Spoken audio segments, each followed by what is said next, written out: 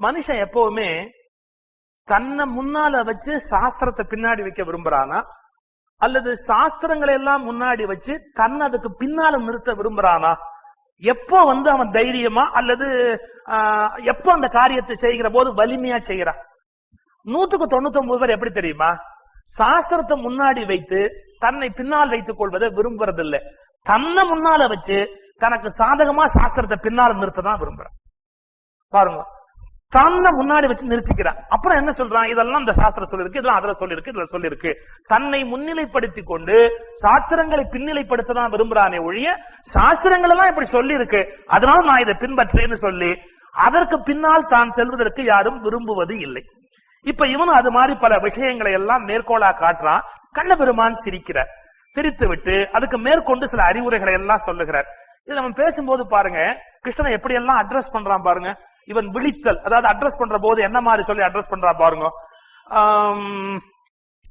பகவானேன்னு சொல்றான், நீ எனக்கு குரு அப்படிங்கிறா, நான் உனக்கு சீடன் அப்படின்னு சொல்றான். இந்த சொன்ன வார்த்தைகள் எதற்காவது உரிய அடையாளங்கள் அவங்கிட்ட இருக்கா?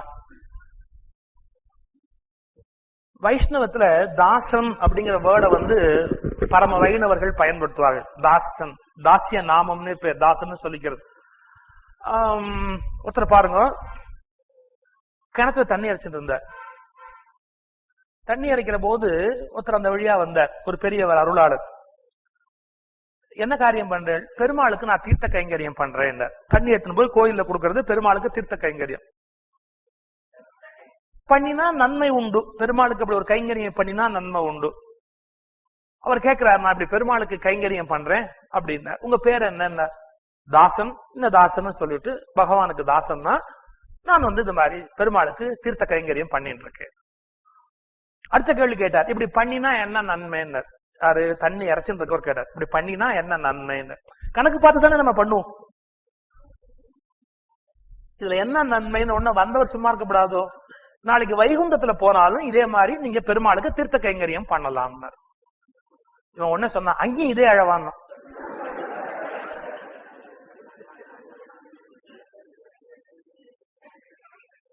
இது அப்புறம் என்ன கைங்கரியம்? ஓ, அங்கேயும் இதேதானான்னு சந்தோஷப்படணுமா இல்லையா? ஆஹா, எவ்வளவு பெரிய கைங்கரியம் பண்ற, அங்க போய் எனக்கு இது கிடைக்கும்னு சொன்னாதானே அவனுடைய தாசிய நாமத்துக்கும் அவனுடைய கைங்கரியத்துக்கும் உள்ளார்ந்த அர்த்தம் இருக்குன்னு அர்த்தம். இப்ப அவன் அவ்வளவு தூரத்துக்கு சொற்களையும் பதங்களையும் பிரயோகப்படுத்துகிறான். தாசன்கிறான், கைங்கரியம்ங்கிறான், தீர்த்தம்ங்கிறான். ஆனா ஆழ் மனசு என்ன சொல்றது? அங்கே அழ அழவான்ட்ட. அப்ப இது உயர்ந்த காரியம் அல்ல, இது கைங்கரியம் அல்ல, இது மேலானது அல்ல. இதை செய்வதன் மூலம் மேலாக ஏதாவது ஒன்று கிடைக்கும் என்கிற எதிர்பார்ப்பு.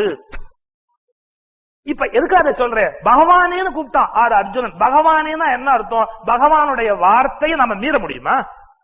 அவன் விழி உண்மையான விழியா இருந்தா எதிர் கருத்துக்கள் எப்படி சொல்ல முடியும்? அப்ப அந்த சொற்கள் வெறும் அலங்கார சொற்கள், மேலோட்டமான சொற்கள். என்ன நான் சொன்ன பாருங்க, பல வேதாந்த வாக்கியங்களை நம்ம பயன்படுத்துறோம், ஆனா அதுக்கு உள்ளீடு அது அல்ல.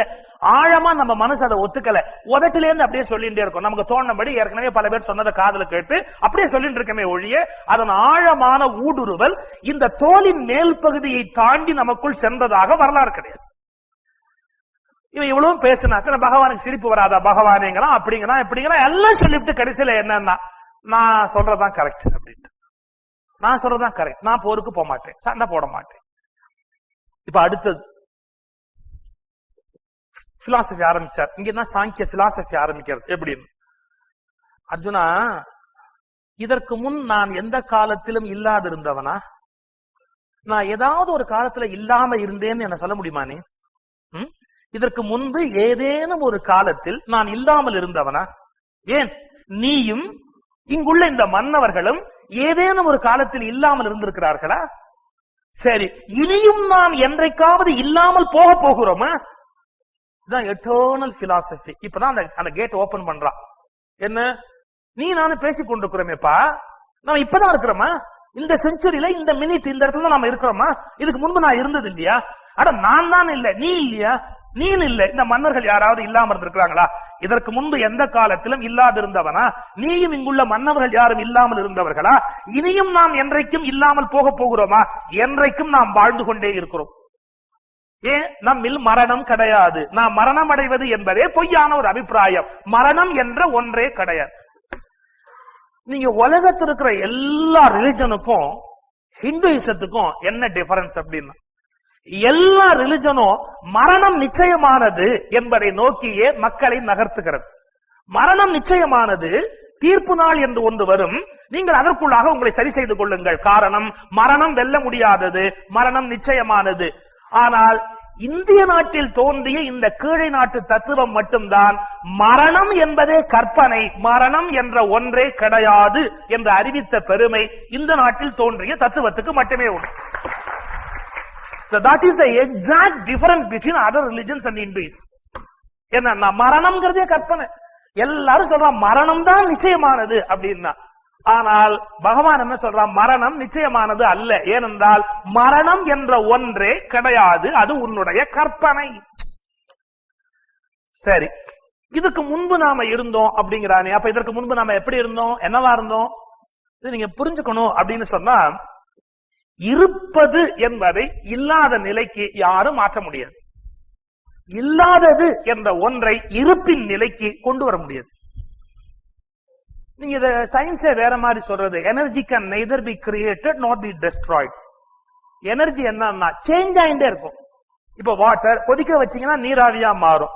சோ எனர்ஜி இன்னொன்னா உருமாற்றம் அடைந்து கொண்டே போகுமே ஒழிய எனர்ஜி அழியாது, இல்லாமல் போகாது, ஒட்டுமொத்தமா கம்ப்ளீட்டா காலி ஆயிடாது. சரி, நீங்க மனுஷன் யாரு, ரெண்டுனோட காம்பினேஷன். இவனுக்கு உயிர்னு ஒண்ணு இருக்கு, உடம்புன்னு ஒண்ணு இருக்கு இல்லையா? ரெண்டு சேர்ந்து தான் மனுஷன் உண்டாகிறான். உடம்புங்கிறது என்ன, ஆக்சுவலா யோசிச்சு பார்த்தா உடம்புங்கிறது என்னன்னா பஞ்சபூதத்தினுடைய சேர்க்கை. நம்ம உடம்புல என்னென்ன இருக்கு, ரத்தத்துல 80% மேல தண்ணி தான் இருக்கு. சில பேர் ரத்தத்துல ஆல்கஹால் கூட இருக்கும். நார்மலா ஒரு உடம்புல என்ன இருக்கு அப்படின்னு கேட்டா தண்ணி தான் இருக்கு. 80% வாட்டர் தான் ரத்தத்துல. அதனால அது ஓடிண்டே இருக்கு. ரத்தம் ஓடுதுன்னு கண்டுபிடிச்சதே பெரிய விஷயம். ரத்தம் ஓடுதுங்கிறது ரொம்ப பிற்காலமா தான் கண்டுபிடிச்சான். அது எங்கேயோ இருக்குன்னு நினைச்சான். ஓடுதுங்கிறதே பெரிய விஷயம். அது வாட்டரா இருக்கிறதால தான் பம்ப் பண்ணி ஓட முடியுது. அப்புறம் நமக்குள்ள ஒரு அக்னி இருக்கு, ஜఠராக்னி அப்படின்னு சொல்லி வயிற்றுல ஒரு அக்னி இருக்கு. அதான் டைஜஷனுக்கு காரணம். சில பேருக்கு அது ஜாஸ்தியாவே இருக்கு. மூலாக்னி அப்படின்னு மூலத்துல ஒரு அக்னி இருக்கு. சரி, இந்த அக்னி இல்லைன்னு சொன்னா என்னன்னா டெம்பரேச்சர் 98.4 தொட்டு பாட்டு சொல்றான் இல்லையா, 98.4 டெம்பரேச்சர் அப்படிங்கிறான்ல. அப்ப நெருப்பு இருக்கு. அப்புறம் சுவாச காத்து ஓடிண்டே இருக்கு, உள்ளேயும் வெளியுமா ஒரு செடுகுடு ஆடுறது. அப்படி உள்ள போயிட்டு வெளியே வந்து, உள்ள போயிட்டு வெளில வந்து காத்து இருக்கு. நீங்க சரீரத்தை பாத்தீங்கன்னா சரீரத்துடைய அமைப்புல என்னடாக்குனா மண் இருக்கு. சில பேர் ப்ரூவ் பண்ணுவான், பார்த்தாலே களிமண் மாதிரி தான் இருப்பான். சோ மண் இருக்கு, ரத்தம், தண்ணி இருக்கு, காத்து இருக்கு, நெருப்பு இருக்கு. அப்புறம் என்ன இருக்கு, நிறைய இடைவெளி இருக்கு. ஹிருதயத்துல இவ்வளவுக்கு மத்தியில ஒரு சின்ன இடைவெளி இருக்கு. அது என்ன, சிதாகாசம். சிதாகாசம் உள்ளுக்குள்ள ஒரு இடைவெளி இருக்கு. அதே மாதிரி கபால மண்ட ஓட்டுக்கும் மூளைக்கும் மத்தியில ஒரு இடைவெளி இருக்கு. அப்புறம் இவ்வளவு பெரிய பிரபஞ்சத்துல ஒரு வெளி இருக்கு, அது பரவெளி.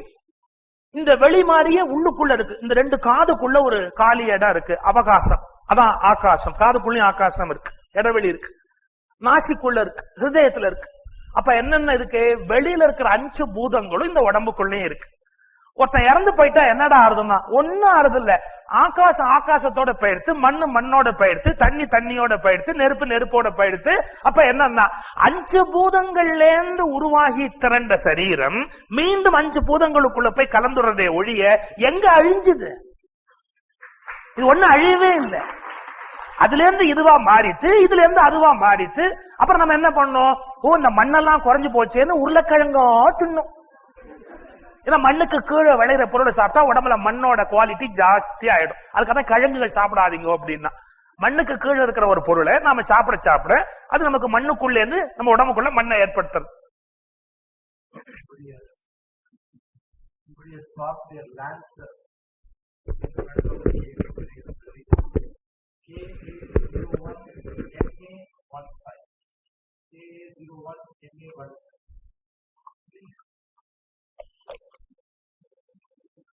கொஞ்சம் சவுண்ட்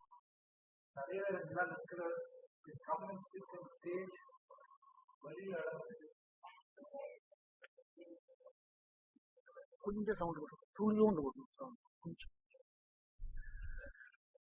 சரி, இப்போ 5 பூதங்கள் வேண்டாம்,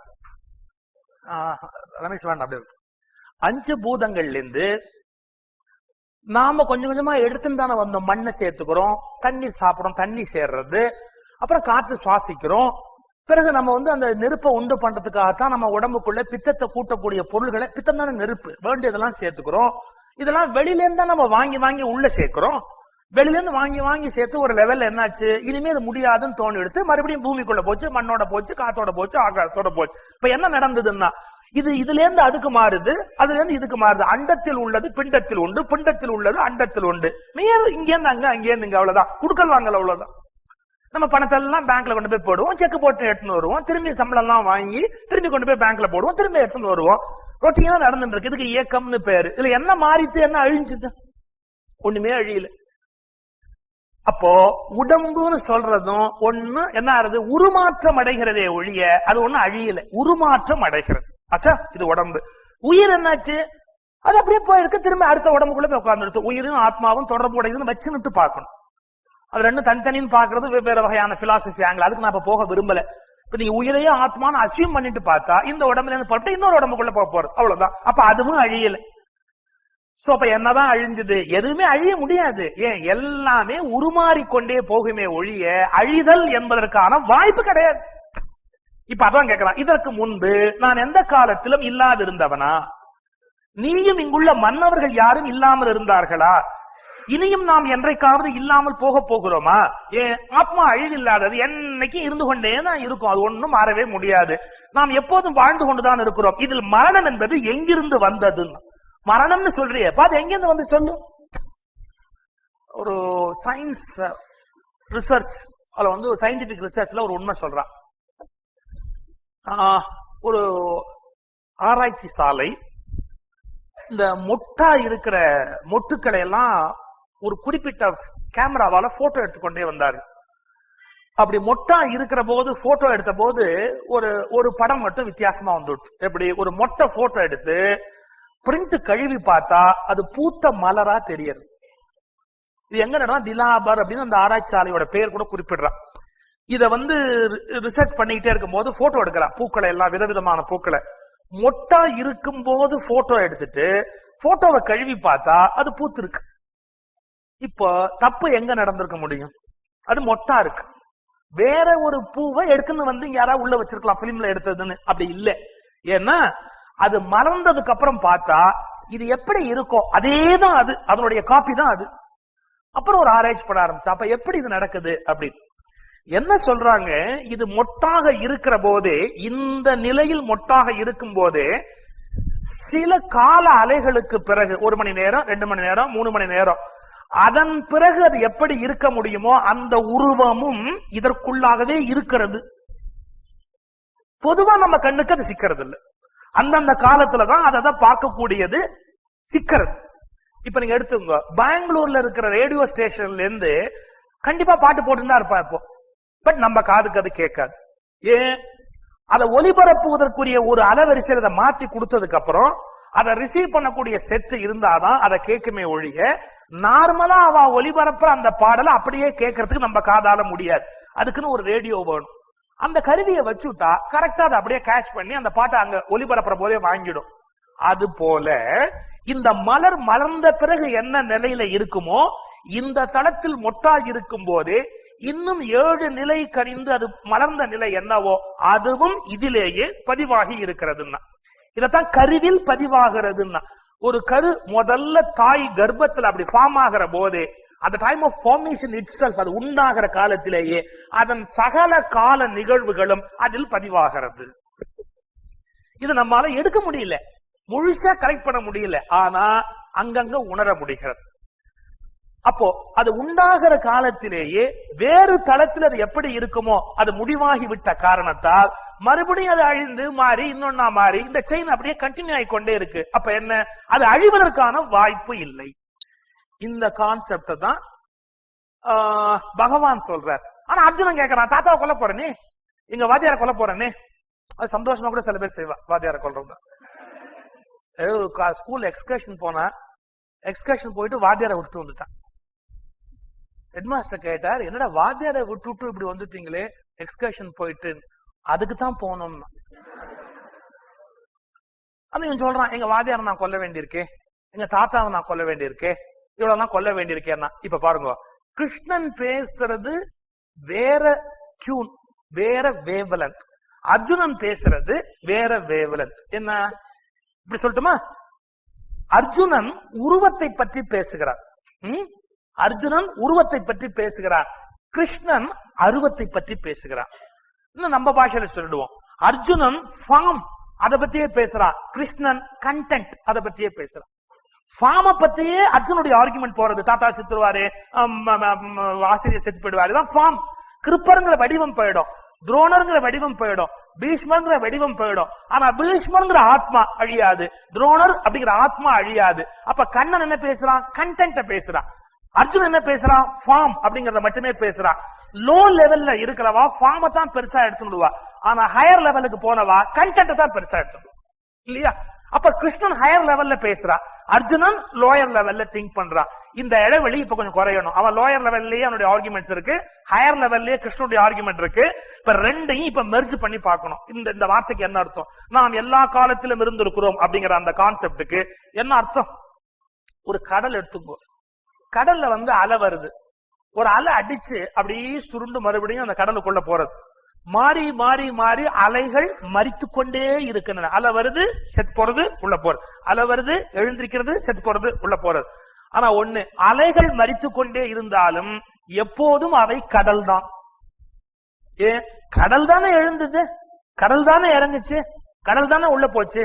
அப்ப என்னன்னா, அலைகள் என்ற வடிவத்தில் தோற்றமும் அழிவும் உண்டு, கடல் என்ற நிலையில் அதற்கு எந்த அழிவும் கிடையாது, எப்போதும் அப்படியே இருக்கு. நம்முடைய ஒவ்வொரு பிறவியும் ஒரு அலை, நம்முடைய ஒவ்வொரு பிறவியும் ஒரு அலை. ஆனா எப்போதும் நாம் பிரம்மம் என்ற கடலின் ஓர் அங்கமே, பிரம்மம் என்ற கடலின் ஓர் அங்கம். ஆனால் ஒவ்வொரு பிறவியும் நமக்கு அலை போல. அலை தோன்றி முடிவடைய வாய்ப்பு இருக்கிறது, கடல் அப்படி முடிவடைவதற்கு வாய்ப்பு இல்லை. கடல் என்றைக்கும் இருந்து கொண்டே இருக்கிறது. சோ கடல்ங்கிற நிலையில அழிவில்லைன்னு கிருஷ்ணன் பேசுறான், அலை அப்படிங்கிற நிலையில அழிவு உண்டு என்று அர்ஜுனன் பேசிக்கொண்டிருக்க. இந்த ரெண்டு பேருக்கு இடம் இருக்கிற இடைவெளி, அந்த இடம். இன்னும் கொஞ்சம் மேல போனோம். கிருஷ்ணன் சொல்றார், சார் எல்லா காலத்திலும் நம்ம இருக்க போறோம், எல்லா காலத்திலும் நம்ம இருக்க போறோம். இத கொஞ்சம் வெறும் புக்கை மட்டுமே படிச்சுட்டு சிந்திக்கிறவா என்ன முடிவு பண்ணுவா? எல்லா காலத்திலும் இருப்பேன்னு பகவான் சொல்லியிருக்கான். பகவான் எல்லா காலத்திலும் இருப்பான். ஐ எம் வெரி சாரி, பகவான் மட்டும் எல்லா காலத்திலும் இருப்பான்னு அர்த்தம் அல்ல, நாம்பளும் எல்லா காலத்திலும் இருப்போம். ஏன்னா நாம்பளும் பகவான் தான். நாம என்ன கன்ஃபியூஸ் பண்ணிக்குவோம், இதெல்லாம் கிருஷ்ணனால முடியும், அவர் வேணா எல்லா காலத்திலும் இருக்க முடியும், நாம எப்படி எல்லா காலத்திலும் இருக்க முடியும்? அது கிருஷ்ணால மட்டும்தான் முடியும். இந்த இடத்தை எடுத்துக்கொண்டு கண்ணன் எல்லா காலத்திலும் இருக்கிறேன்னு சொல்லி இருக்கிறார். அப்படி இல்ல, நாமளும் தான் எல்லா காலத்திலும் இருக்கிறோம். ஆனா எல்லா காலத்திலும் இருக்கிறோங்கிறத உணர்வதற்கு என்னன்னா ஒரு லெவல் மேல போகணும், ஒரு லெவல் மேல போகணும். எப்படி மேல போகணும்? ரொம்ப அப்டிராக்டான விஷயம். நீங்க யோசிக்கிறீங்க, இதை ஏன் நீ எடுத்துட்டு எங்களையும் கஷ்டப்படுத்துற? உபன்யாசம் தான் ஜாலியா கதையே கேட்டு இருந்தா போருமா? கொஞ்சம் சிரமமான விஷயங்களை எடுத்து தானே போகணும். குண்டலினி சிரசுக்கு போறதுன்னு சொல்லுவா இந்த தியான பயிற்சியில எல்லாம். எப்படின்னா லோ லெவல்லயே ஆக்டிவிட்டி இருக்குன்னு வச்சுங்க, மூலாதாரம் லோ லெவல்லயே ஆக்டிவிட்டி இருந்தா கீழான விஷயங்கள்ல நாட்டம் இருக்கும். குண்டலினி அப்படியே கிளம்பி மேல அப்படியே போய் சிரசுக்கு வந்துட்டு இதுக்கும் மேல 12 அங்குலம் மேல போயிட்டா துரியாதீத்த பெருவழி, உடம்புல இருந்து வெளியே ஏறி உட்காந்துக்கிறது. நம்ம உடம்ப தாண்டி 12 அங்குலம் மேல துரியம், துரியாதீத்தம், அதுக்கு மேல போய் ஏறி உட்காந்துக்கிறது. உச்சில ஏறிட்டுன்னு அர்த்தம், உச்சில ஏறி உட்காந்துக்கிறது. அதுதான் நம்ம சொல்ல சோலை சொல்ற போது அது எலிவேட்டட் சோல் அப்படிங்கிறோம். அவெல்லாம் மேல வந்தாச்சு, பாடிங்கிற கான்சியஸை தாண்டி மேல ஏறி வந்தாச்சு, தனியா உட்கார்ந்துருக்கா.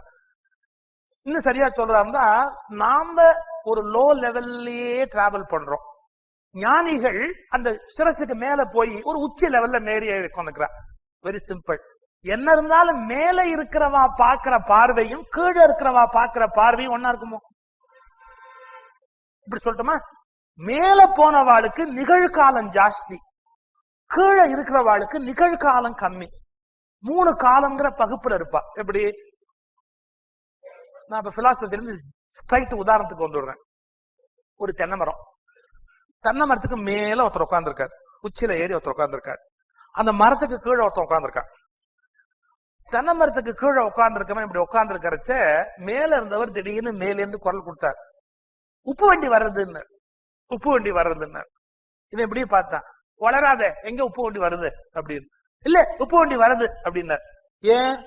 அவர் இங்க இருந்து மேலே இருந்து பாக்குறார், தென்னை மரத்து உச்சில இருந்து பாக்குறவருக்கு எவ்வளவு டிஸ்டன்ஸ் தெரியும். உப்பு வண்டி வருதுன்னார். வருதுங்கிறது நிகழ்காலம், வருகிறது, வந்து கொண்டு இருக்கிறது நிகழ்காலம். இவன் சொன்னா வரல அப்படின்னா. ஒரு 10 நிமிஷம் கழிச்சு சொன்னா, ஆமா உப்பு வண்டி வருதுன்னா. ஆச்சா, உப்பு வண்டி இப்படி கிராஸ் பண்ணிட்டு இங்க கீழே சொன்னா உப்பு வண்டி போயிடுத்து அப்படின்னா. மேலேன்னு சொன்னார், உப்பு வண்டி போல.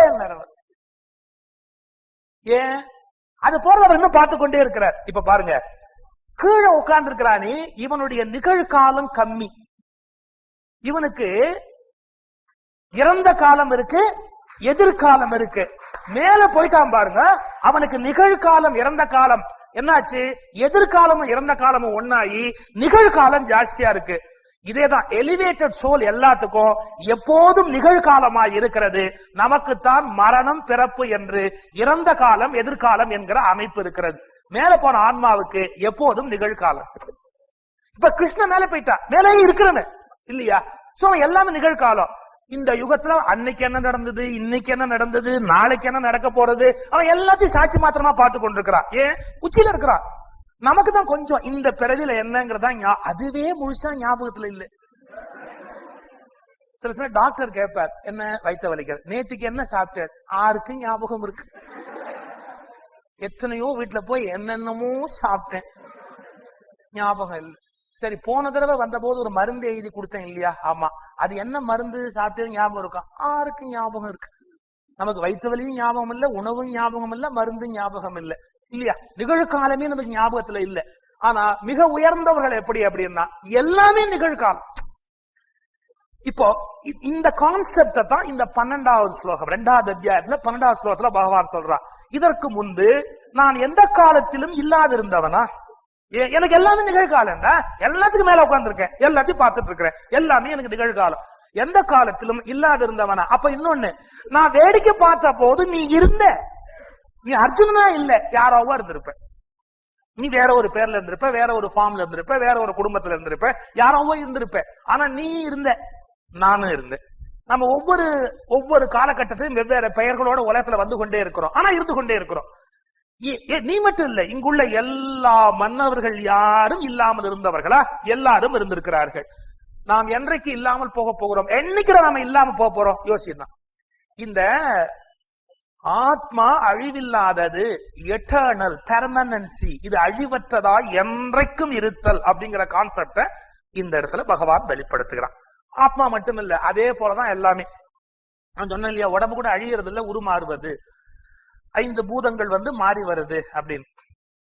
இந்த கான்செப்ட் தான் இந்த கீதோபதேசம்னு ஒரு கேலண்டர் போட்டான், வீடுகள் எல்லாம் மாற்றி வச்சிருப்பா. கீதோபதேசம், எது நடந்ததோ அது நன்றாகவே நடந்தது, என்ன நீ கொண்டு வந்தாய் கொண்டு போவதற்கு, இன்று உன்னுடையதாய் இருப்பது நாளை இன்னொருவருடையதாக மாறும் அப்படின்னு நல்ல மெத்தட்ல அந்த கீதோபதேசம் வந்தது. இதை 6 போட்டு கொடுத்தா தெரியுமா? 36% வட்டி கிடைக்கும்னு ஒரு கம்பெனில எங்க ஊர்ல டெபாசிட் பண்ண எல்லாரும், அவதான் அந்த கேலண்டரை முதல்ல போட்டு கொடுத்தா. அந்த கம்பெனி போயிடுத்து, யாரும் கேட்க முடியல, ஏன்னா அதுல எழுதி கொடுத்துட்டான், எது நடந்ததோ அது நன்றாகவே நடந்தது. அதை விட அடுத்த கொஸ்டின் தான் ரொம்ப, என்ன நீ கொண்டு வந்தாய் திரும்ப கொண்டு போ. அதை விட அடுத்த ஸ்டேட்மெண்ட் இன்னும் டாப் என்ன, எது உன்னுடையதோ நாளை அது இன்னொருவருடையதாக மாறுவது என்பது இயற்கையின் நியதி. கீதையை இந்த அளவுக்கு வேற யாரும் யூஸ் பண்ணதே கிடையாது. அவன் பேர்ல இருந்ததெல்லாம் இப்ப அவன் பேருக்கு மாறிடுச்சு இல்லையா? என்ன நீ கொண்டு வந்தாய் கொண்டு போவதற்கு. இந்த உருமாற்றம் என்பது தவிர்க்க முடியாது, ஆனால் அது அழிவு அல்ல, என்றைக்கும் அழிவு நிகழ்வது இல்லை. இந்த 3 விஷயத்தை தான் இந்த 12வது ஸ்லோகத்துல பகவான் புலப்படுத்தி காட்டுகிறார். இது முடிந்ததுக்கு பிறகு ஆன்மாவை பற்றி, ஆன்மாவின் இயல்புகளை பற்றி அடுத்த 13வது ஸ்லோகத்துல சொல்றார். உடலில் ஆன்மா இருக்கிறது. அதற்கு பருவங்கள் உண்டு. குழந்தை, இளமை, முதுமை. ஒரு உடம்பை விட்டு பிறந்த பிறகு இன்னொரு உடம்பு அதற்கு கிடைக்கிறது. இதை நினைத்து உண்மையான நல்ல வீரன் ஒருபோதும் கலங்க மாட்டான். ஆத்மா சரீரம் மாறி சரீரம் புகுந்து கொண்டே இருக்கிற ஒரு பேர் உண்மையை இந்த இடத்துல இறைவன் புலப்படுத்துகிறான். நமக்கு எத்தனையோ ஸ்டேஜ் இருக்கு. இதை நம்ம புரிஞ்சுக்கணும். நான் இன்னொரு எக்ஸாம்பிள் சொல்லணும். நீங்க யார் வீட்டுக்காவது கல்யாணத்துக்கு போகலன்னு வச்சுக்கோங்க, போகலன்னு வச்சுக்கோ. அதுக்கப்புறம் ஒரு 2 மாசம் கழிச்சு போனா ஒரு ஆபத்துல சிக்கிக்குவேன். தெரியுமா என்னன்னு? இந்த கல்யாண ஆல்பத்தை கையில கொடுப்பான். இந்த கல்யாண ஆல்பம் ஒரு காட்ரேஜ் பீரோ சைஸுக்கு இருக்கு. அதை பாக்குறதுக்கு ஒருத்தர், புடிச்சுக்கிறதுக்கு ஒருத்தர் வேணும். அப்படி திறந்து அப்படி அந்த பக்கமா கொடுத்தா அந்த பக்கம் ஒருத்தர் வாங்கிக்கணும். அது பெரிய சிக்கல் என்னன்னா, நாம அந்த கல்யாணத்துக்கு போகாத போது அந்த போட்டோ ஆல்பத்தை கையில கொடுத்து வரிசையா நமக்கு அதை விவரிக்கிறதுக்கு ஒரு நண்டு சிண்டு பக்கத்துல நெச்சிருவா. நாம எப்பேற்பட்ட ஆளு, ஒரு 3 பக்கத்தை கொத்தா திருப்புவோம். நமக்கு அதுல என்ன இன்ட்ரெஸ்ட் இருக்கு? சைக்காலஜி என்னன்னா, நம்ம மூஞ்சி இல்லாத எந்த போட்டோவும் நமக்கு இனிக்க போறதே கிடையாது. நம்ம மூஞ்சி இருந்தா திருப்பி திருப்பி பார்ப்போம். நம்ம மூஞ்சி இல்லைன்னா நம்ம எந்த ஆல்பத்தை ரசிச்சு பார்க்க போறோம்? நாம என்ன பண்ணுவோம்? அது பாருங்க, அப்படி எடுக்கும் போதே ஒரு 3 பக்கத்தை கொத்தா அப்படி நகர்த்துவோம். அந்த குட்டி பிசாசு நிக்கிறது பாரு, எங்க அத்தை நிக்கிறாங்க பாரு, இப்படி திருப்பி மறுபடியும் திருப்பி அது காமிச்சு, இது என் ஃப்ரெண்டு, இது என் கூட படிக்கிறாரு அப்படின்னு எல்லா படத்தையும் பாருங்க. இந்த போட்டோ அதை விட இப்ப வீடியோ விசிடியும் வேற வந்துட்டு, அது வேற 3 மணி நேரம் அந்த கல்யாணத்துக்கு போகாதே முழுக்க ஓட்டி நீ பாத்துட்டு போ. கல்யாணத்துலயாவது எழுந்து போலாம், இல்ல எழுந்தும் போக முடியாது. அது போட்டோ ஆல்பத்தை பாக்குறது அப்படிங்கிறது ஒரு ஹியூமன் சைக்காலஜி. இன்னொருத்தரை காட்டுறது, பார்க்க சொல்றது. இன்னொரு இடத்துக்கு வர ஒரு சின்ன பீடிகை போட்டார், அவ்வளவுதான். சுவாரஸ்யம் என்னன்னு சொன்னேன், நம்ம மூஞ்சிய பாக்குறது உலகத்துல சுவாரஸ்யம்னு. உலகத்திலேயே போட்டோ நம்ம மூஞ்சிய பாத்துக்கிறது தான் சுவாரஸ்யம். நாமளே என்ன பண்ணுவோம், ஒரு 10 வருஷத்துக்கு ஒரு 20 வருஷத்துக்கு ஒரு திடீர்னு என்ன பண்ணுவோம், பழைய எல்லாம் வீட்டெல்லாம் கிளீன் பண்ண ஆரம்பிச்சு பழைய போட்டோ எல்லாம் பார்த்தா நமக்கே ஆச்சரியமா இருக்கும். நாம குழந்தைகள்லாம் வளர்ந்துட்டான்னு வச்சுக்கோங்க, ஒரு நாள் குழந்தைகளை கூப்பிட்டு கூட காட்டுவோம், இங்க வா நீ இன்னைக்கு இந்த ஆட்டம் ஆடுற, சின்ன வயசுல எப்படி இருந்த பத்தியா அப்படி. அது கேட்கும், நானா அது இந்த படத்தை வெளியிலேயே காட்டாது குழந்தைகள் சொல்லிட்டு. இப்ப நான் ஒரு கேள்வி கேட்கிறேன், நம்ம பழைய படங்களை வரிசையா எடுத்து வச்சு நம்ம பாக்குறச்சு ஒரு ஆச்சரியமா இருக்கும். 10 மாத குழந்தைய அப்படி கவுத்து போட்டு தலையை நிமித்தி ஒரு போட்டோ எடுக்கிறது பழைய பழக்கம். எல்லா வீடுகளையும் எடுத்து வச்சிருப்பா. அந்த குழந்தைய இப்படி டேபிள்ல படுக்க போட்டு தலையை இப்படி திருப்ப வச்சு ஒரு 10 மாசத்துல அதுக்கு ஒரு பென்டகன் டாலர் ஒண்ணு போட்டு விட்டு அந்த குழந்தைக்கு, அதுக்கு கருப்பு ஒரு பொட்டு வச்சு, அப்புறம் இங்க வேற ஒரு பொட்டு, திருஷ்டி போட்டா, திருஷ்டி போட்டே குழந்தையா பிறந்திருக்கு, அதுக்கு ஒரு திருஷ்டி போட்டு இந்த இடத்துல அப்படி வச்சு விட்டு, இந்த இடத்துல அதுக்கு அதை வச்சு விட்டு அதை இப்படி திருப்பி அது போட்டோ எடுத்திருப்பா. 10 மாதம் எழுதி வச்சிருப்பா குறிப்பெல்லாம். சில அப்பா அம்மா அந்த ஆசாசியா குழந்தைகளுக்கு எல்லா ஸ்டேஜும் ரெக்கார்ட் பண்ணிட்டே வந்திருப்பா. 10 மாசம். அப்புறம் அந்த ஸ்கூலுக்கு அனுப்புறச்சே, காது குத்துறச்சே, அந்த மாமா மடியில உட்காந்து ஏன்னு அழுதுண்டு ஒரு படம் இருக்கும். தலையெல்லாம் சந்தனத்தை அப்பி மொட்டை அடிச்சு அழுதுண்டு விகாரமா ஒரு உருவத்தோட 5 வயசுல 10 வயசுல 15 வயசுல வரிசையா இருக்கும் போட்டோ. நான் ஒரு கேள்வி கேட்கிறேன், அந்த போட்டோ ஆல்பத்தை பார்த்தா இப்போ நமக்கு ஒரு 50 வயசு 60 வயசுன்னு வச்சுக்கோங்க, நம்முடைய 10 மாசத்துல இருந்து பார்த்தா நாம இல்ல யாரு? அது ஏதோ ஒரு 10 மாசத்து குழந்தை, இது ஒரு 10 வயசு பையன், அது ஒரு 20 வயசு இளைஞன், அது ஒரு 30 வயசு கல்யாணம் ஆன பரிதாபகரமான ஒரு மனுஷன், 40 வயசுல புள்ளக்குட்டி பெற்று ரொம்ப அவசரப்பட்டு ஹவுஸ் லோன் கட்ட முடியாம கட்டின்னு இருக்கிற ஒரு மகா பாவி. இப்போ முகம் ஒரு மாதிரி இருக்கும், தோற்றம் ஒரு மாதிரி இருக்கும், தலைமுடி ஒரு மாதிரி இருக்கும், பல்லு ஒரு மாதிரி இருக்கும், கண்ணு ஒரு மாதிரி இருக்கும், எத்தனையோ மாற்றங்கள் நடந்திருக்கு. இதுல நிஜமான நான் யாரு? நிஜமான நான் யாரு? 10 வயசு குழந்தை நானா? 10 வயசு பையன் நானா? 20 வயசு இளைஞன் நானா? நீங்க இதுல எல்லாம் மாறி இருக்கு, எல்லாமே மாறிக்கொண்டே போயிருக்கு. மாறுதல்னா என்ன? நம்ம பாஷைப்படி அது மரணம் தானே. 10 வயசு செத்து போயிடுது, 20 வயசு செத்து போயிடுது, 30 வயசு இறந்து போயிடுது. அப்ப அந்தந்த காலகட்டத்துல அந்தந்த காலகட்டத்து தோற்றம் இறந்து போயிட்டது. இத ஒரு புலவன் பாடினா பாருங்க, என்னன்னா, ஏண்டா ஆறான்னு இறந்துட்டா ஓன்னு ஒப்பாரி வைக்கிறியே, டெய்லி நீ சாகுறியே, அதுக்கு அழுதது இல்லையா? நாளும் நாம் சாகின்றோமால் நமக்கு நாம் அழாதது என்ன? நாளும் நாம் சாகின்றோமால் நமக்கு நாம் அழாதது என்ன. Daily we are dying. தினம் தான் சாகுறோம். நம்ம டெய்லி அழுதுட்டு இருக்கோமா என்ன? நேத்துக்கு என் தள்ள 4 முடி கொட்டி போச்சு, நேத்துக்கு நான் இருந்த மாதிரி நான் இன்னைக்கு இல்ல. அது என்னன்னா ஸ்லோவா நடக்கிறதா நமக்கு தெரியுது. எந்த விஷயம் சடனா நடந்ததுன்னா தெரிஞ்சிருக்கும். ஸ்லோவா நடந்ததால நம்ம காம்ப்ரமைஸ் பண்ணிட்டோம். இப்படிதான் ஆகும், இப்படிதான் ஆகும், இப்படிதான் ஆகும், இப்படிதான் ஆகும், அப்படி தேத்திட்டோம் நம்ம மனசு. ஆனா ஆல்பத்தை எடுத்து வச்சு பாக்குற போது 10 வயசு, 20 வயசு, 30 வயசு. இப்ப இருக்கிற ஒரு நல்ல கவிஞர், என்னுடைய நண்பர் அப்துல் ரஹ்மான், நல்ல கவிஞர், உங்களுக்கு தெரியும், புதிய கவிதைகள்லாம் எழுதுறவர். அவர் இந்த கான்செப்ட், இந்த கீதை, இந்த இடத்த படிச்சுட்டு அவர் எழுதியிருக்கிறார் பாருங்க. இந்த கான்செப்ட் வச்சு ஒரு புது கவிதை எழுதுறார். என்ன? புகைப்பட ஆல்பத்தில் நாம் பார்ப்பவை நம்முடைய பழைய படங்கள் அல்ல, பழைய பிணங்கள். புகைப்பட ஆல்பத்தில் நாம் பார்ப்பவை பழைய படங்கள் அல்ல, அவை பழைய பிணங்கள். 10 வயசு போயிடுத்து, 20 வயசு போயிடுத்து, 30 வயசு போயிடுத்து, 40 வயசு போயிடுத்து, 50 வயசு போயிடுத்து. அப்ப என்னாச்சு? எல்லாம் போச்சு. இப்ப ஒவ்வொன்றும் நடந்திருக்கு இல்லையா? இத்தனை உருமாற்றம் நடந்திருக்க, நீ எதுக்காக வருத்தப்பட்டியா? இதெல்லாம் அழிவு இல்லையா? ஒவ்வொரு செல்லாம் சாகலையா? உடம்புல எத்தனை கோடி செல் பிறந்து எத்தனை கோடி செல் இறந்து போச்சு. நம்ம டெய்லி அழுதுட்டு இருக்கோமா? எத்தனை செல் பிறந்து இத்தனை செல் செத்து போச்சுன்னு அழுதுட்டு இருக்கோமா? இல்ல. இந்த செல்லின் மரணம் எப்படி நம்மை பாதிப்பது இல்லையோ, அப்படி நம்முடைய மரணம் உலகத்தின் இயக்கத்தை பாதிப்பது. நீங்க உலகத்தை ஒரு விராட புருஷன் எடுத்துக்கோ. நம்ம உடம்புல எத்தனை செல்லு செத்து போறதோ, அழியறதோ, திரும்ப பிறந்து கொண்டே இருக்கிறதோ, அது மாதிரி இந்த உலகம் முழுக்க ஒரே விராட புருஷனை எடுத்துக்கொண்டா அதுல எத்தனை உயிர் பிறந்து எத்தனை உயிர் இறந்து போகுது. செல் இறந்து பிறக்கிற போது நீங்களும் நானும் வருத்தப்படலைன்னா, நாம் பிறந்து இறக்கிற போது விராட புருஷன் வருத்தப்பட முடியாது. அது இயற்கை. இது மரணம் என்பதே கிடையாது. உருமாற்றம், ஒன்று இன்னொன்றாக மாறுவது என்பது தவிர்க்க முடியாதது. இந்த உன்னதமான பிலாசபி தான் இப்ப இந்த ஒரு ஸ்லோகத்தின் மூலமா சொல்றான். எப்படி? உடலில் ஆன்மா இருக்கிறதப்பா, இதற்கு குழந்தை பருவம், பிறகு இளமை பருவம், பிறகு முதுமை, அனைத்தும் உண்டு. உடலுக்கு விடவும் உண்டு, ஆனா ஆத்மா கிடையாது. அது போல ஒரு உடம்பை விட்டு அது புறப்பட்ட உடனே இன்னொரு உடம்பு அதற்கு கிடைத்து விடுகிறது. நல்ல வீரன் இதில் ஒருபோதும் கலங்க மாட்டான்.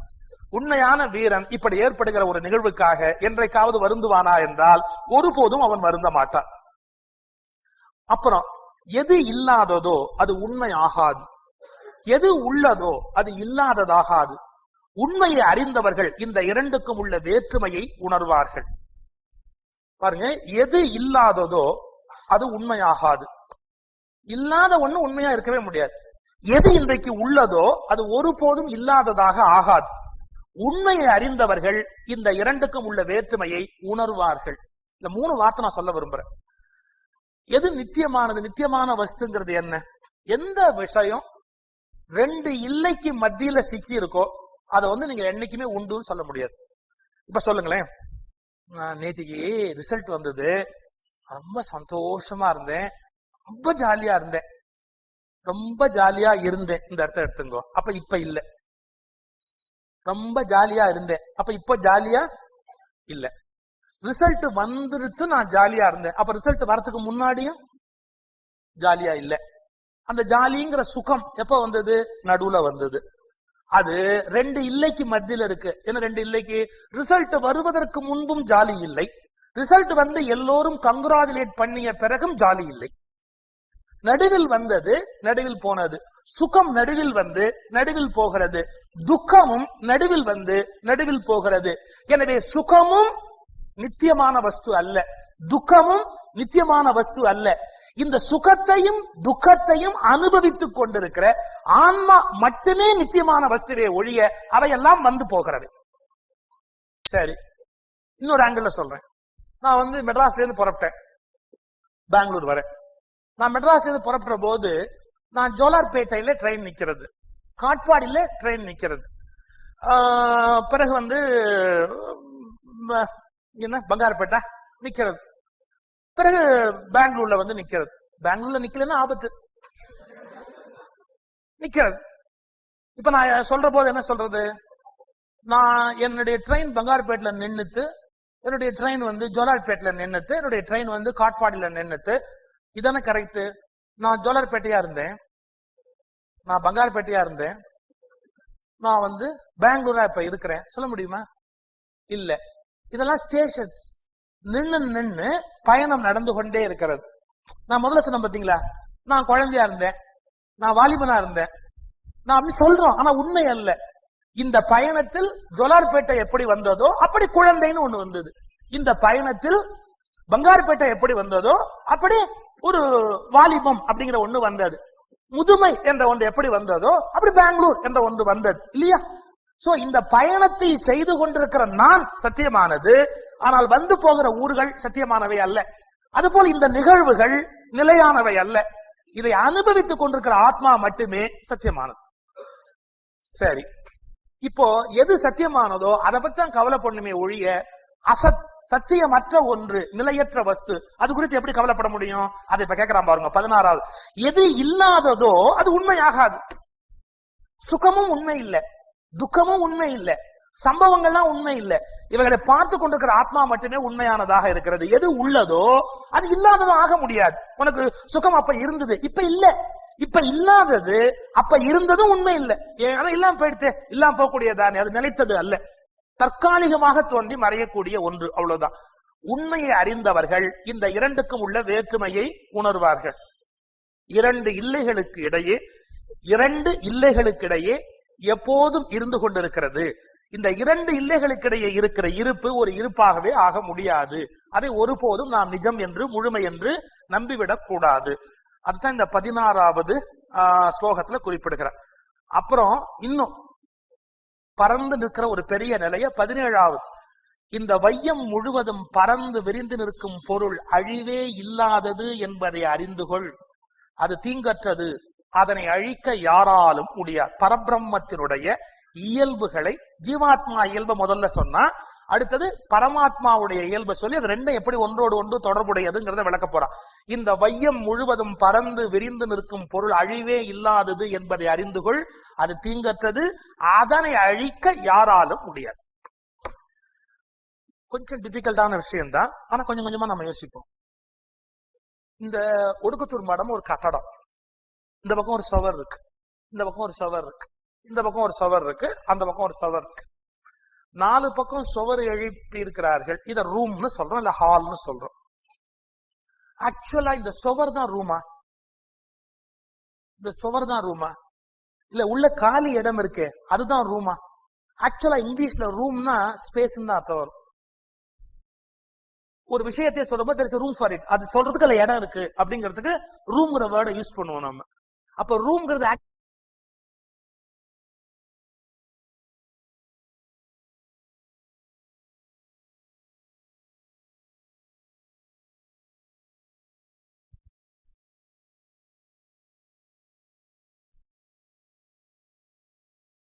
இத ஒரு விலை கொடுத்து ஒருத்தர் வாங்குறாரு அப்படின்னு சொன்னா அவர் சுவரை வாங்குறாரா காலி இடத்த வாங்குறாரா? பிளாட்ங்கிற பிரின்சிபிள் என்ன? எல்லாரும் காலி இடத்த தான் வாங்குறா. ஏன் உள்ளுக்குள்ள அவ புழங்கிக்கிறதுக்கு ஒரு இடத்த வாங்கிக்கிறா இல்லையா? இப்பதான் மனுஷனுக்கு ஞானமே பிறந்திருக்கு. என்னன்னா இதெல்லாம் நம்ம வாங்க முடியாது, காலி இடத்துல புழங்கிட்டு திரும்பி போக வேண்டிய ஆளு, அதுக்கு வேணா கொஞ்சம் காசு கொடுக்கலாமே ஒழிய வேற எதையும் நம்ம வாங்க முடியாது அப்படிங்கிற ஒரு உண்மையான திங்கிங்கே இப்பதான் வந்திருக்கு. உள்ளுக்குள்ள இந்த காலி இடம் இருக்கு இல்லையா? ஆமா, ஒண்ணு மறந்துடக்கூடாது. இந்த காலி இடம் காலி இடமா இருக்கிறதால தான் இதுல எதை வேணாலும் உள்ள வைக்க முடியாது. இப்ப யோசிச்சுங்க, எல்லாவற்றின் இருப்புக்கும் காரணம் இந்த இல்லாமையே இல்லையா? இங்க ஓப்பனா இருக்கிறதால தான் இந்த பில்டிங்கை கட்டி இவ்வளவு பேர் உள்ள வந்து உட்கார முடியாது. இப்ப இந்த சவுரும் பக்கம் பக்கமா இருந்தா யாராவது உட்கார முடியுமா? அந்த சவுரும் இந்த சவுரும் பக்கம் பக்கமா இருந்தா உட்கார முடியுமா? முடியாது. இப்ப பாருங்க, இவ்வளவு காலி இடம் அப்படின்னு நம்ம கொடுத்துட்டதாலதான் இவ்வளவு பேர் இதை புழங்கி போக முடியாது. இந்த மேஜை இருக்கு, டேபிள் இருக்கு, இதெல்லாம் வரும் போகும். இந்த காலி இடம் அப்படிங்கிறது எப்பவாவது இல்லாம போகுமா? இல்லாம போய் திடீர்னு எப்பவாவது வருமா? வராது. அப்ப என்னன்னா இந்த ஸ்பேஸ் அப்படிங்கிற காலி இடம் என்றைக்கும் இருந்து கொண்டே இருக்கும். இத வச்சுதான் ஆஸ்திகமும் நாஸ்திகமும் ஒரே புள்ளியில் சந்திக்கிறதுன்னா என்ன? இந்த மாதிரி காலியா இருக்கிற வெற்றிடத்தை, ஆகாசத்தை பிரம்மத்தின் இருப்பு என்று ஆஸ்திகம் சொன்னது. இந்த இல்லாமை, காலி இடம் தானே, ஒண்ணு இல்ல, இந்த இல்லாமையினால் எதுவும் இல்லை என்று நாஸ்திகம் சொன்னது. சோ அவள் இருக்கிற இல்லாமையை மட்டும் அவங்க பிடித்துக் கொண்டார்கள். இந்த இல்லாமையில் எல்லாமே இருக்கிறது என்பதை ஆஸ்திகர்கள் பிடித்துக் கொண்டார்கள். சோ பெரிய பிலசாபிகளா அவளுக்கு சரண் நடக்கிறது அசட்டத்தனம். இது காலியாய் இருக்கிறது, இல்லாமைதான் இருப்புக்கே காரணமாக இருக்கிறது. இந்த வெற்றிடம், காலியிடம், இல்லாமை, இந்த இல்லாமையில் எல்லாமே இருப்புக்குரிய தன்மையை பெற்று விடுகிறது. அப்போ இந்த இல்லாமைய யாராவது அழிக்க முடியுமா? இந்த வெற்றிடத்தை யாராவது அழிக்க முடியுமா? இதை இல்லாம ஆக்க முடியுமா? ஆனா ஏற்கனவே எதுவுமே இல்லாதுதானே. வெற்றிடத்தை யாரும் தோற்றுவிக்க முடியுமா? முடியவே முடியாது. இன்னைக்கு ஸ்பேஸ் போய்கிட்டே இருக்கு சார், போய்கிட்டே இருக்கு சார், எண்ட்லெஸ். இத நீங்க எல்லையற்ற வார்த்தையை நான் சொல்றதே சிறுபுள்ளத்தனம். எல்லை அற்றன்னு சொல்லும் போதே ஒரு எல்லையை நான் சொல்ல வேண்டியிருக்கு. எல்லையற்றன்னு புரிய வைக்கிறதுக்கே எல்லைன்ற வார்த்தையை பயன்படுத்த வேண்டியிருக்கு. உண்மையிலேயே அந்த எல்லையற்ற பெருவெளி என்பதுதானே பரபிரம்மம். அததான் சொல்ல பாருங்க. இந்த வையம் முழுவதும் பறந்து விரிந்து நிற்கும் பொருள் அழிவே இல்லாது. அது என்னைக்கும் தோன்றியதும் இல்ல, அது மறைந்ததும் அல்ல, அது ஆற அழிக்கவே முடியாது. அந்த இல்லாமைதான் எல்லா இருப்புக்கும் காரணமாக அமைந்து கொண்டிருக்கிறது. இதை அறிந்து கொள், நீ நல்லா இதை புரிஞ்சுக்கோ. அது தீங்கற்றது, அதனை அழிக்க யாராலும் முடியாது, அதை யாராலும் எந்த காலத்திலும் சேதிக்க முடியாது, அழிக்க முடியாது. எப்படி இந்த பொருள் இப்படி எல்லையற்றதாய் விரிந்திருக்கிறதோ அது போன்ற எல்லையற்ற ஒன்றுதான் ஆத்மாவாய் உனக்குள்ளும் ஒளிந்திருக்கிறது. இது பரமாத்மாவாய் எல்லாவற்றையும் தன்னுள் வைத்ததாக வெளியில் நிற்கிறது. அதுவே உன்னுள் ஜீவாத்மாவாக உள்ளுக்குள்ளே ஒளிந்து கொண்டிருக்கிறது. இது ஒரு கோணம். அப்புறம் இதுல ஸ்ட்ரைட் மீனிங் பார்க்க கூடாது, அதை இந்த இடத்த கொஞ்சம் கொஞ்சமா அனுபவிக்கணும். புத்தர் ஞானம் அடையிறார். ஞானம் அடைஞ்ச உடனே அவர்கிட்ட போய் ஒருத்தன் கேள்வி கேட்டான், நீங்க ஞானம் அடைஞ்சீங்களே என்ன கிடைச்சது உங்களுக்கு? ஞானம் அடைஞ்சீங்களே உங்களுக்கு என்ன கிடைச்சது அப்படின்னு. புத்தர் சொன்னார், எதுவுமே கிடைக்கல, சிலதை நான் இழந்துட்டேன். இது வேஸ்ட். நான் ஞானம்னு ஒண்ணு அடைஞ்சா ஏதாவது கிடைச்சிருக்க வேண்டாமா? அப்ப புத்தர் சொன்னார், இல்ல, தேவையில்லாத பல விஷயம் என்கிட்ட இருந்ததே, அதெல்லாம் இழந்துட்டேன். இதை இழந்துட்டதுதான் நான் ஞானம் அடைந்ததற்கான அடையாளம்னு. இப்ப நாம ஞானம் அடைகிறதுனா என்ன? நாம எல்லாருமே ஒரு கனவுல இருக்கிறோம். இந்த என்டையர் லைஃப் இருக்கு இல்லையா, இது ஒரு கனவு. இந்த கனவுல நாம உள்ளுக்குள்ள பயந்து கொண்டு, இல்ல துக்கப்பட்டு கொண்டு, சந்தோஷப்பட்டு கொண்டு, எல்லாம் கனவுக்குள்ள நடக்கிற மாதிரி நடக்கிறது. இப்ப சில பேர் கனவு காணவா சொல்லுவா, புலி துரத்துற மாதிரி கனவு கண்டேன். நம்மால் விவரமா கேட்பான், அது வெள்ளை புலியா? அவனை என்ன துரத்துன்னு எனக்கு அவ்வளவு சந்தோஷம். அது காட்டு புலியா சிறுத்தை புலியா அப்படின்னா, அது சர்க்கஸ் புலி போடா அப்படின்ட்டான். சொல்வா, நீங்க புலியை துரத்துற மாதிரி கனவு கண்டவனுக்கு திடீர்னு முழிப்பு தட்டுற போது பார்த்தா பிபி எகிரி இருக்கும். அது துரத்தி ஓடி வர மாதிரி ஓடி உடம்பெல்லாம் வேத்து, கைகாலெல்லாம் நடுங்கி எல்லாம் நடந்திருக்கும். நிஜமா புலி இல்ல அங்க, ஆனா அவனை துரத்தி இருக்கு. அந்த நேரத்து அனுபவம் உண்மையா பொய்யா? உடம்புல சில விளைவுகள் எல்லாம் ஏற்படுத்தி இருக்கு. சரி, அல்லது வெளியில வரணும்னா அவன் என்ன முழிச்சுக்கணும். முழிச்சுட்டா என்ன, புலியெல்லாம் விரட்ட வேண்டாம். இல்ல, புலி விரட்டணுமா? கனவுல வந்த புலி யாராவது விரட்டுவாளா? புடிச்சு கொண்டு போய் ஜூல எல்லாம் விட்டு வருவாளா? இல்ல. கனவுல வந்த புலியை நீங்க விரட்டணும்னா ஒரே வழி என்னன்னா, கனவுல இருந்து முழிச்சுக்கணும். அது மாதிரி இந்த வாழ்க்கையில இருக்கிற எல்லா குழப்பங்களும், சுகம் துக்கம் எல்லாமே ஒரு கனவு. நம்ம என்னன்னா எதையும் அடைய வேண்டாம், விழிச்சுட்டா போறோம். இதெல்லாம் ஒரு கனவு அப்படின்னு உண்மையான உணர்வோட விழிச்சுட்டோம்னு வச்சுங்க. அதன் பிறகு என்ன, ஒண்ணுமே நடக்க வேண்டாம். இப்ப நம்ம அடையிறோமா இழக்கிறோமா? இதெல்லாம் கனவுக்குள்ள மாட்டின்னு கஷ்டப்பட்டோம், இப்ப எல்லாத்தையும் இழந்துட்டோம், முடிஞ்சு போச்சு. அதுக்கப்புறம் எந்த கஷ்டமும் கிடையாது, ஒரு விழிப்பு தட்டியாச்சு, எந்த விதமான கஷ்டமும் கிடையாது. அதைத்தான் புத்தர் சொன்னார், நான் ஞானம் அடைந்தேன் என்பதில் எதையும் அடையவில்லை, தேவையற்ற பல விஷயங்கள் அதை இழந்து விட்டேன். இழந்த உடனே என்ன, அது ஞானம் ஆயிடுச்சு. அந்த கனவுல இருந்து விழிக்கிறது தான். கனவுலயே சிக்கி இருக்க என்னன்னா மேல மேல மேல மேல துக்கம், மேல மேல மேல மேல துக்கம். எனக்கு பாரதியார் பாட்டுல, பாரதி இந்த ஐடியாலஜிக்கல் இஷ்யூ சண்டை போடுறாரு, அவரால் தாங்க முடியல. நிற்பதுவே நடப்பதுவேன்னு ஒரு பாட்டு, அது சினிமா பாட்டுல பாரதி பாட்டு. நிற்பதுவே நடப்பதுவே. அவன் கேட்கறான், இதெல்லாம் கனவுங்கிறாரு. சங்கரர் சொல்றாரு, அத்வைதத்தெல்லாம் கனவுன்னு சொல்றாரு. இவையெல்லாம் காட்சி பிழைதானோ. அருமையான கவிதை வரி பாரதி, காட்சி பிழைதானோ. இதெல்லாம் எப்படி தப்பா இருக்க முடியும்? சோலை, மலர், வாழ்க்கை, இதெல்லாம் எப்படி கனவா இருக்க முடியும்? பாரதி கோவப்படுறான் நிற்பதுவே நடப்பதுவேங்கிற பாட்டுல. ஆனா கடைசியா ஒத்துக்கிறான், அத்வைதான் பாரதி ஒத்துக்கிறான், அதெல்லாம் உண்மைதான். எனக்கு அந்த நடுவுல ஒரு கோபம் வருதெல்லாம் எப்படி கனவா இருக்க முடியும் அப்படின்னு நல்ல டீப்பா யோசிச்சாதான் இந்த கனவுல சிக்கிக்கிறவா எவ்வளவு கஷ்டப்படுறாங்கிற உண்மை புரியும். ஒரு இங்கிலீஷ் ஸ்டோரி. லண்டன்ல தேம்ஸ் நதி ஓடுறது. அந்த நதிக்கரை ஓரமா சிமெண்ட்லயே அப்படியே இந்த பெஞ்ச் மாதிரி போட்டிருப்பான், அந்த நதிக்கரை பார்டர்லயே இருக்கும். அங்க போன பார்த்தவாள் தெரியும். ஒரு பிச்சைக்காரன் படுத்திருந்தான், அதுல அந்த பெஞ்ச்ல படுத்திருந்தான். இப்படி படுத்திருக்கச்சு திடீர்னு ஒரு கார் நின்னுச்சு. அந்த கார்ல இருந்து ஒரு அழகான ஒரு இளம் பெண் இறங்கினா. இவன் என்ன நினைச்சாலும் தெரியல, இந்த பிச்சைக்காரன்னு, நீ வா, why don't you give me company, வா, அழைச்சுன்னு போற. நல்ல ஹோட்டல் கூட்டின்னு போற, நீ வீட்டுக்கு கூட்டின்னு போற. கூட்டின்னு போய் முதல்ல நீ குளிச்சா, நல்ல ட்ரெஸ் கொடுத்தா, ட்ரெஸ் போட்டுட்டா, எல்லாம் அழகா ட்ரெஸ் பண்ணி விட்டு, சாப்பிடு, நீ சாப்பிட்டு ரொம்ப நாளா இருக்கும், சாப்பிடு, உட்காந்து சாப்பிடுற. எல்லாம் அருமையா எல்லாம் சாப்பிட்டு விட்டு எல்லாம் முடிச்சதுக்கு அப்புறம் அப்ப வந்து அந்த அழகான அந்த பெட்ரூம் ஆக்ஷன் போய் அந்த கட்டில படுத்துக்கோ அப்படிங்கிற. அவன் படுத்துக்கிறான். படுத்ததுக்கு அப்புறம் சொல்றா, நீ மட்டும் படுத்தா எப்படி, கொஞ்சம் தள்ளி படு, நானும் படுக்கணும் அப்படின்னா. தள்ளி படுத்தான், தொபீர்னு நதியில விழுந்து செத்து போயிட்டான்.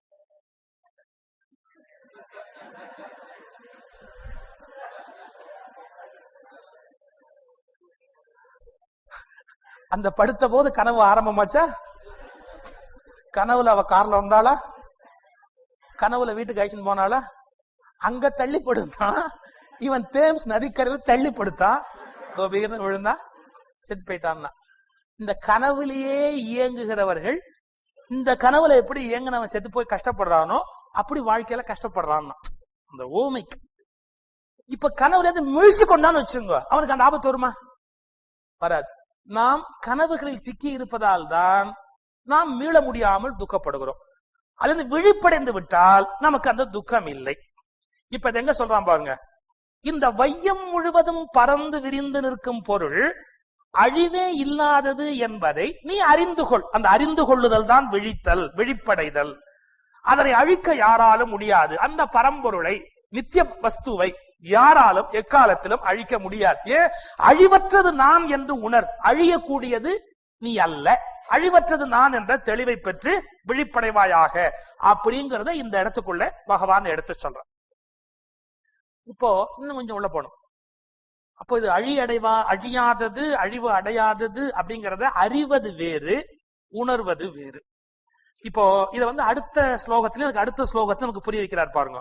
ஆத்மா என்பது நிலையானது, அழிவில்லாதது, கணக்கிட முடியாதது, ஆயினும் அதனுடைய ஸ்தூல வடிவங்கள் முடிவடையக்கூடியவை. ஸ்தூல வடிவங்கள்னு சொன்னா அது ஏதாவது ஒரு பிறவி எடுக்குது, மனுஷனா பிறக்கிறது, வேற ஒரு விலங்கா பிறக்கிறது, ஏதாவது ஒன்னா பிறக்கிறது, அது முடிவடையக்கூடியது. அது கூட அழிவே கூடியதுன்னு சொல்ல, அது முடிவடையக்கூடியது ஒரு எல்லையில வந்து. ஆனால் ஆத்மா நிரந்தரமானது, அது அழிவு இல்லாதது. இதுல ஒரு பெரிய ஆச்சரியம் என்னன்னா, இவ்வளவு சொல்லிட்டு அங்கங்க பல்லவி மாதிரி நம்பால் ஒரு வசனம் சொல்லுவார். அது என்னன்னா பாருங்க, ஆத்மா நிலையானது, அழிவில்லாதது, கணக்கிட முடியாதது, ஆயினும் அதனுடைய ஸ்தூல வடிவங்கள் முடிவடையக்கூடியது. பார்த்தா அதனால்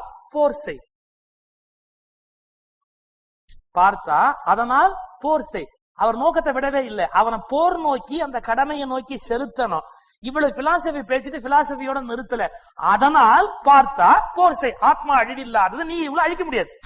இவ்வளவு அழிச்சிருவோம் தான் கவலைப்படுறேன், நீ அதனால அழிக்க முடியாதுன்னு நிறுத்தல. எனவே நீ போர் செய். இதனால்தான் கண்ணன் வந்து போர் மேல் தூண்டுகிறார் அப்படிங்கிற குற்றச்சாட்டும் அதுக்கான விடை என்னங்கிற கேள்வி பதிலும் ஒவ்வொரு நாளும் நாம நிகழ்த்த வேண்டி இருக்கு. இந்த மாதிரி இடையில வர்றதுனாலதான் மகாத்மா காந்தி இதனால என்ன பண்ணிட்டா தெரியுமோ, இந்த கீதைய கண்ணன் நிஜமாவே போர்ல கொண்டு போய் செலுத்தினான்னு திரும்பி திரும்பி சொன்னா ஒரு யுத்தத்துக்கு, ஹிம்சைக்கு காரணமானவன் கண்ணன் வந்துடும். அவர் கீதையில நாட்டமுடையவர், கண்ணனையும் சேவ் பண்ணணும். மகாத்மா காந்தி ஒன்னே ஒண்ணு சொன்னார், என்னன்னா இது ஒரு உருவக கதைன்னு. என்ன உருவக கதை? பாண்டவர்கள் நல்லவர்கள், அதாவது நமக்குள் இருக்கிற நல்ல எண்ணம். துரியோதனாதிகள் தீயவர்கள் அல்ல, நமக்குள் இருக்கிற தீய எண்ணம். கிருஷ்ணன் நம்மில் இருக்கிற பரமாத்மா. நம்முடைய ஆத்மா எப்போதுமே நன்மைக்கும் தீமைக்கும் இடையில் போராடுகிறது. எனவே இந்த போர் நடந்த போர் அல்ல, நிகழ்ந்த போர் அல்ல, முற்றிலும் ஒரு உருவகமானது. எனவே நன்மைக்கும் தீமைக்கும் இடையில் நடக்கிற போரில் நாம் தீமைகளை அழித்து, ஏன்னா தீமைகளை அழித்துன்னா தப்பு இல்லையே, இங்க ஹிம்சைங்கிறது வராது இல்லையா? இப்ப பகவான் போர் செய்ன்னு சொல்ற போதெல்லாம் கௌரவர்களை போய் கொண்டு விட்டு வான்னு நீங்க அர்த்தம் சொல்ல ஆரம்பிச்சீங்கன்னா, கௌரவர்கள் நிஜமாவே அங்க இருக்கிறாங்க, அவங்களை கொண்டுட்டு வான்னு சொன்னா என்ன சார், பகவான் விடாம போருக்கு செலுத்தி கொண்டே இருக்கிறார், அவர் ஹிம்சையில் நாட்டம் உள்ளவர்னு தோணிட்டா காந்தி அஹிம்சாவாதி இல்லையா? அதுக்காக என்டையரா இந்த பாரத கதையை உருவகம்னு சொல்லிட்டாரு. இது வந்து மியர் இமேஜினேஷன், இந்த உலகத்துக்கு நீதி சொல்றதுக்காக அமைக்கப்பட்ட ஒரு உருவக கதை பாரதம் அப்படின்னு கொண்டு போறார் யாரு? காந்தி. மேல்நாட்டு அறிஞர்கள்லாம் இதை படிச்சுட்டு, கண்ணன் என்ன இவ்வளவு வயலண்டா இருக்காரு, விடாம பல்லவி மாதிரி இவனை மறுபடியும் போரில் செலுத்துவதிலே இருக்கிறாரே அப்படின்னு. அப்படி அல்ல, நீ கனவுக்குள் இருக்கிற வரையில் நியாய அநியாயங்கள் என்பதை பற்றிய சிந்தனையோட இரு. இல்லையா முற்றிலும் விழுத்து ஞானியா வெளியிலவா. நீ பாதி கனவுல இருப்பேன், ஆனா ஞானி மாதிரி இருப்பேன்னா இட் இஸ் இம்பாசிபிள். ஏன்னா நீ ஞானி மாதிரி பேசுற. ஞானினா எல்லாமே கனவு, முழிச்சுட்டு வெளியவா. நீ ஞானி இல்ல அப்படின்னா என்ன அர்த்தம்னா சத்திரியனுக்குரிய கடமை. சோ அந்த ரெண்டு லெவல்லையும் கண்ணன் பேசுவதுதான் இந்த போர் செய் என்பதற்குரிய அடையாளம். நீ முழு ஞானியா இருந்தா எல்லாத்த விட்டு வெளியே வந்துரு, கம்ப்ளீட்டா வெளியே வந்துரு. நான் ஒன்னும் உண்மை கேட்கவே இல்லை. நீ முழு ஞானி இல்ல அப்படின்னா இந்த பூமியில உனக்குரிய சத்திரிய தர்மம் என்னவோ அந்த காரியத்தை செய். நீ இதை அறிவுபூர்வமா செய்யாம அப்ப மட்டும் பெரிய ஞானி மாதிரி பேசினா நீ ஞானியா இருந்தா கம்ப்ளீட்டா வெளியே வா. நீ ரெண்டும் கட்டாம வேலையை செய்யாது. ஞானி மாதிரி பேசிக்கிட்டே பூமிக்குள்ள வாழ்ந்துகிட்டு தவறான ஒரு வாழ்க்கையை வாழாதே. அதுதான் இந்த பகுதியிலே கண்ணபெருமான் சொல்ல விரும்புகிற செய்தி. இதுக்கு அடுத்து இன்னும் கொஞ்சம் போவோம். அந்த ஆத்மாவை பற்றியே மற்ற விளக்கங்கள் சொல்லப்படுகிறது. இவனை கொல்வான் என்று நினைப்பவனும் இவன் கொல்லப்படுவான் என்று நினைப்பவனும் இருவருமே அறிவில்லாதவர்கள். இவன் கொல்றவன், இவன் கொல்லப்படுகிறவன், இப்படிலாம் நீங்க நினைச்சுக்கிட்டு இருந்தீங்கன்னா இவன் கொல்வான் என்று நினைப்பவனும் இவன் கொல்லப்படுவான் என்று நினைப்பவனும் இருவரும் அறிவில்லாதவர்கள். ஏன்? இவன் கொல்லுவதும் இல்லை, கொல்லப்படுவதும் இல்லை. யாரும் யாரையும் கொல்லவும் முடியாது, கொல்லப்படுவதும் கிடையாது. கொல்லுதல்ங்கிறதும் கிடையாது, கொல்லப்படுவது என்பதும் கிடையாது. சோ இது நடக்காத ஒரு செயல். ஏன்னா ஆன்மா அழிவில்லாது. நான் இதைத்தான் சொன்ன முதல்ல, மரணம் நிச்சயமானதுன்னு உலகத்துல எல்லா சாஸ்திரங்களும் சொல்லிக்கிட்டே இருந்த போது மரணம் அசாத்தியமானது, நடக்க முடியாதது என்று சொன்ன ஒரே சிந்தனை இந்த நாட்டில் பிறந்த சிந்தனை. மரணம் நடக்க முடியாதது, அசாத்தியமானது. சரி, நாம இந்த மரணத்தை பத்தி எப்படி சிந்திச்சோம், எப்படி உண்மையை தெரிஞ்சுக்கிட்டோம் தெரியுமா? பிறரது மரணங்களை பார்த்துதான் மரணத்தை பத்தி நம்ம ஒரு ஐடியாவே ஃபார்ம் பண்ணிருக்கோம். நீங்க யாராவது ஒருத்தர செக்லூடடா பிறந்த உடனே பிரிச்சு தனியா கொண்டு போய் வச்சு மரணம்னா என்னன்னு கேள்விப்படாமையே வச்சிருந்தா அவனுக்கா மரணம்ங்கிற எண்ணம் தோணி இருக்குமா? அவன் ஒரு 10 பேர் வேற பார்த்தா முதல்ல குழந்தைகள் விவரம் இல்லாம கேட்கும், தாத்தா எங்க போயிட்டார்? இவங்க சொல்ல உம்மாச்சிட்டு போயிட்டார். இவங்க உம்மாச்சிட்டு போயிட்டார். அப்ப குழந்தை கேட்கும், நீ எப்ப உம்மாச்சிட்டு போவே? அசத்து பேசுன்னு பேசாது. அது எப்படி உம்மாச்சிட்டு போறது அசத்தா? நாம அசத்தா, அது அசத்தா? அசத்து பேசாது. நாம அதுக்கு சொல்ல தெரியல. எனக்கு நான் இன்னும் ஓப்பனா கேட்கிறேன், அந்த குழந்தை தாத்தா எங்க போயிட்டா நமக்கே உண்மையிலே தெரியாது இல்லையோ? நாமளே போய் தானே சொன்னோம். அவர் உம்மாச்சிட்ட போனா உம்மாச்சி என்ன கதிக்கு அவர் இல்லையா? இங்க ஒரே அட்டுழியம் பண்ணிட்டு இருந்தார். இவர் உம்மாச்சிட்ட போனார்னா உம்மாச்சியோட நிலைமை என்ன ஆகும்? இருந்தாலும் நம்ம சொல்றோம் குழந்தைகள்கிட்ட, நமக்கே தெரியாத விஷயம் தெரிஞ்ச மாதிரி நடிக்கிறோம் பாருங்க. அவர் அங்க போயிட்டார், இங்க போயிட்டார், தாத்தா சுவாமி ஆயிட்டார், இப்படி ஏதாவது ஒண்ணு சொல்றோம், நமக்கு தெரிஞ்ச ஒரு பாஷையை சொல்றோம். ஏன்? இது 4-5 பாக்குறது. அப்புறம் உடனே அந்த குழந்தை சொல்ல என்னன்னா, ஓ இந்த மாதிரி ஆயிட்டா இப்படி பண்ணுவா அப்படி. பாட்டி தூங்கிட்டு இருந்தா குழந்தை பஞ்ச கொண்டாந்து மூக்குல வச்சு விடுத்து.